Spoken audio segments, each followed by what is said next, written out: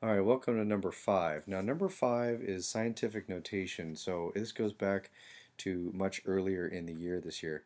And we just need to remember a few of the rules that go along with scientific notation and how to calculate adding them. So, our first number it gives us is 2.1 times 10 to the 5th power, and it's asking us to add that to 4.3 times 10 to the 4th power.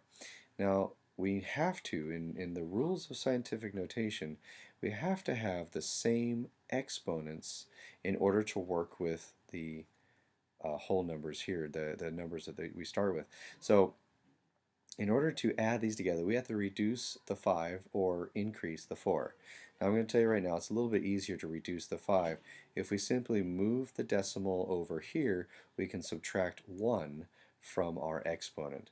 So doing that move gives us one of our larger number moves from this exponent here. So that gives us 21.0 times 10 to the 4th power, since we subtracted 1 by moving the decimal once.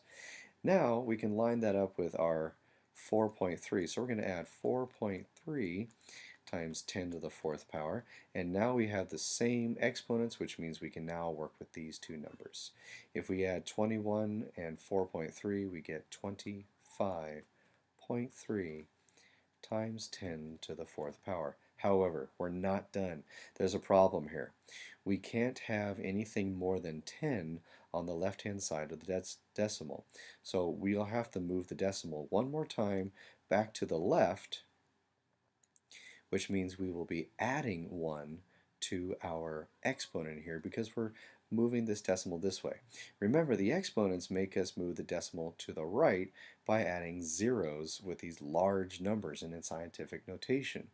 So when we move it to the left, we're going to have to move it again in the exponent. So that's going to give us a final answer of 2.53 times 10. With the 4.1 here, it'll be to the 5th power. And that is our final answer.